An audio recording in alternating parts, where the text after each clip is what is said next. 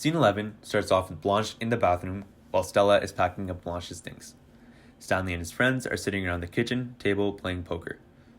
The room has the same heaviness as it did on the previous fateful poker night. Eunice then enters the room and she discusses Blanche with Stella. They discuss that they shouldn't believe Blanche's story regarding Stanley and how she believes that she is going to the countryside to stay with a rich doctor for the rest of her life. She couldn't be more wrong. Blanche exits the bathroom and receives compliments about her appearance from Eunice. She then hears Stanley and is immediately uncomfortable and frantic. She demands an explanation as to what's going on from Stella. Stella and Eunice try to comfort her, asking about the vacation she will be going on, while Stella helps Blanche get dressed. Blanche now wants to leave as soon as possible. Stella and Eunice, realizing that the people coming to pick her up are still not here, convince her to stay a while longer. Blanche daydreams about spending the rest of her life hand in hand with a handsome and rich doctor. Then, a doctor and matron ring the doorbell.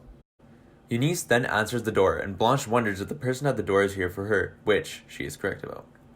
Blanche then continues to pack her bag, saying that she isn't quite ready. Stella watches over her while she does so.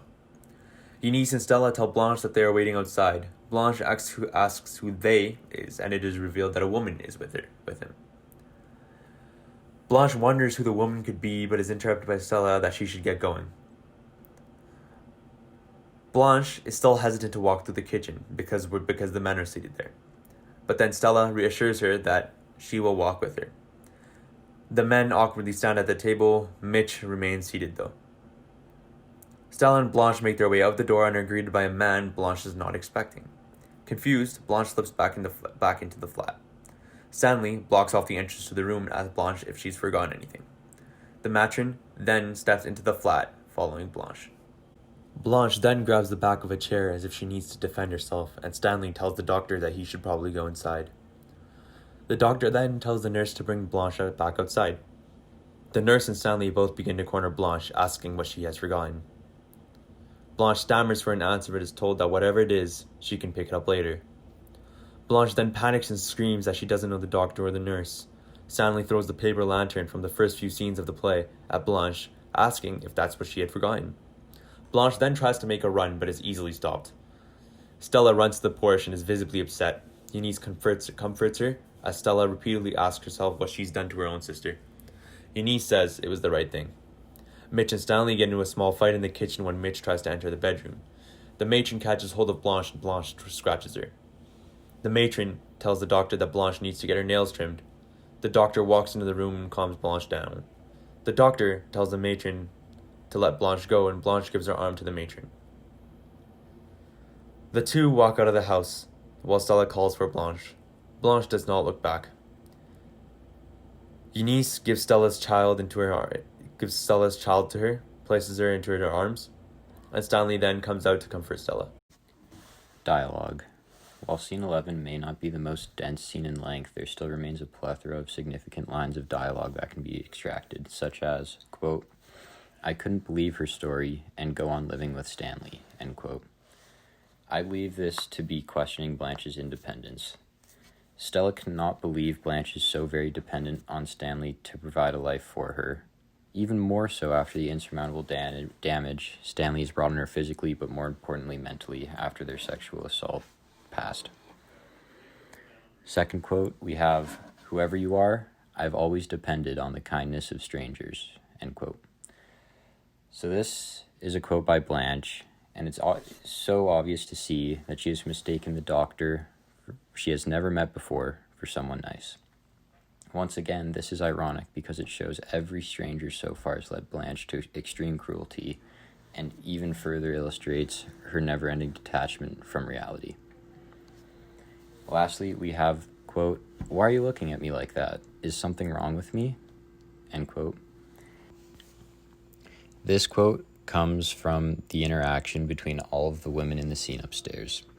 Blanche hears Stanley's voice, which sends her into a great shock, with the text describing her with a look of, quote, "sorrowful perplexity, as though all human experience shows on her face," end quote.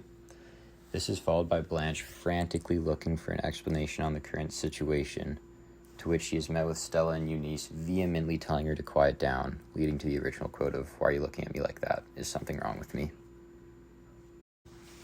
Interactions. First of all, we have the Stanley and Pablo, quote, put it in English greaseball interaction. This interaction at the start of scene 11 serves as almost a climax to an ever-evolving conflict throughout the play between the pair, and even further displays Stanley's truly dislikable personality. The quote comes from Stanley after Pablo makes a spiteful comment towards him in Spanish about his luck during a game of poker. This can also be paralleled to their interaction at the start of the play during another poker game. Second of all, and arguably the most significant, we have the conversation between Stella and Eunice about Blanche while she's taking a bath, which later evolves to include Blanche in the conversation, but that's irrelevant for right now. Right from the start, we can observe an obvious tone of seriousness from Stella's voice when she mumbles, quote, I don't know if I did the right thing, to Eunice.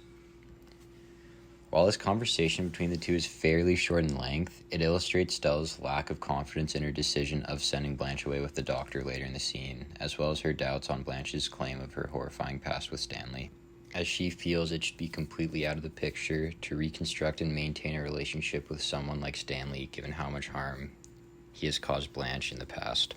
And while on the topic of the doctor, the final interaction I feel is notable in this scene is between Blanche and the doctor, as well as the lack of interaction with everyone else present in the scene. This interaction is extremely strange, as we see Blanche do really everything in her power to resist leaving with the doctor, followed by her getting restrained by the matron. However, she has somewhat of a change of heart, as there's a certain moment where she displays full compliance with the doctor and his assistant.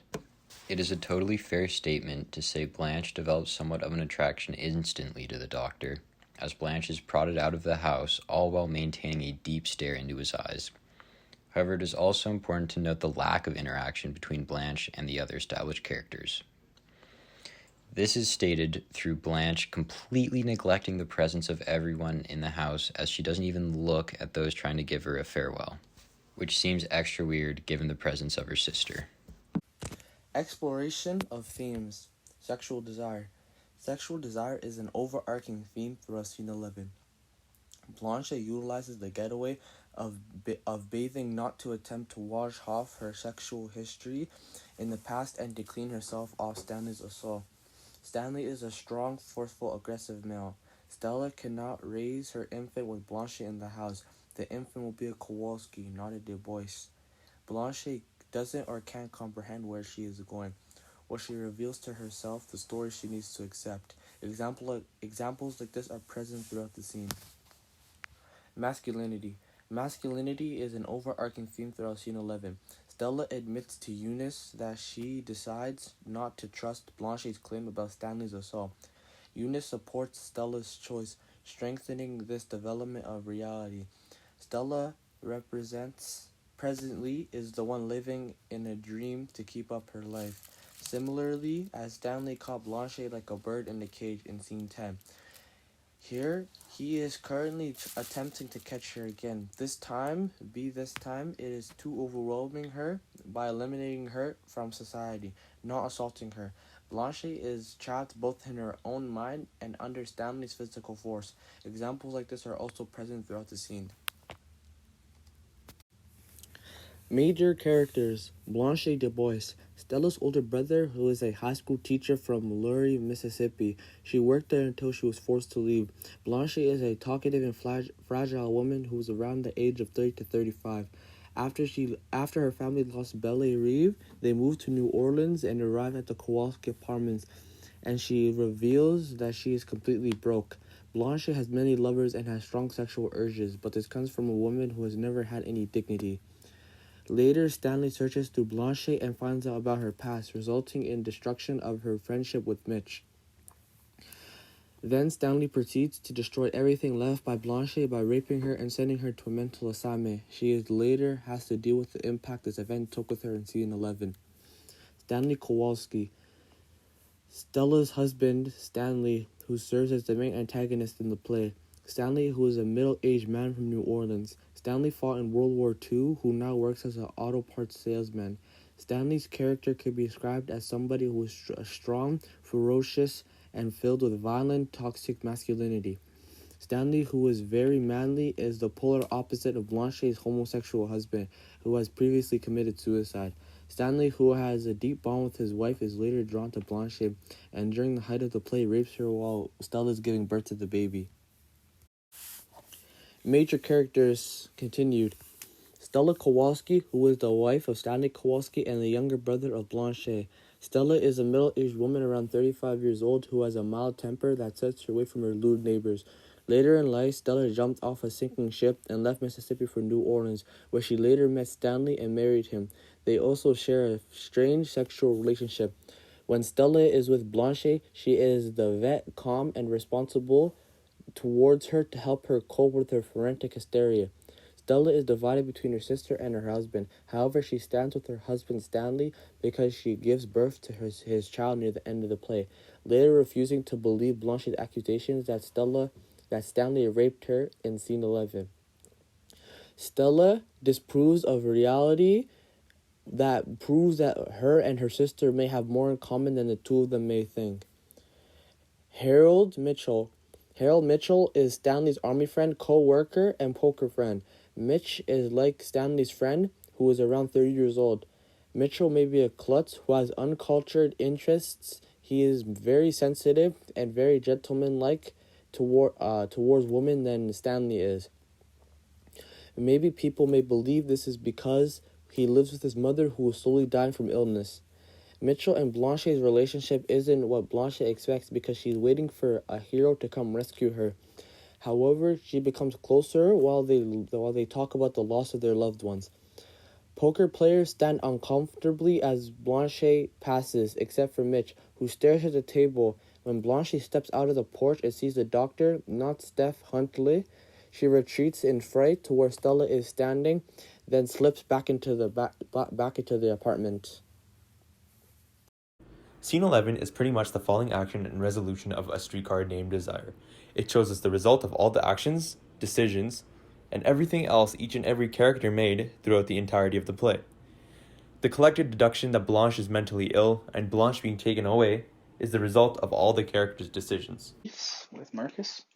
Bathing throughout the entire play is one of Blanche's forms of escapism. It can be seen as her trying to wash off her past, especially after the assault at the hands of Stanley.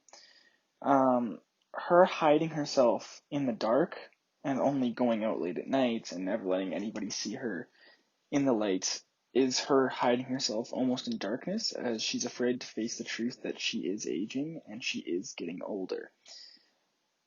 But also the dark represents the lies and not having to tell the truth to the people she's with. And it's just the light shows her age and that she is no longer the young and successful person she was. And this leads to the last point, which is alcohol. It's used by many characters throughout the entire play, mostly Blanche and Stanley. It represents for Blanche her going against the societal norms of the time by not just sleeping around with people, but also the drinking, as it was seen bad for women to drink at the time, to drink openly. As for Stanley, the alcohol is tied to his aggressive, swaggering, dominant personality, and alcohol was, and I believe still is, associated with violence, and that exactly portrays who Stanley is as a person, violent and dominant. This part, extra info. There's not much here. It's mostly just random facts, but the fact that Blanche may have been a stand-in for the author's homosexuality makes sense because it would have been frowned on in the day, and it would never have flown on Broadway. But also the fact that the author even openly admitted he was attracted to the Stanley types, the dominant and aggressive types of people. And in his own essay, he reveals that the play only really did so well because of how different and dark, I want to say, it was compared to the rest of the films on Broadway. And this is because the rest were musicals or comedies. So that could be attributed to why the play did so well and was drafted into a film and then another film and then a TV adaptation of the film. And that is everything. If you look at the back, there's a references, and then there's the end. Thank you.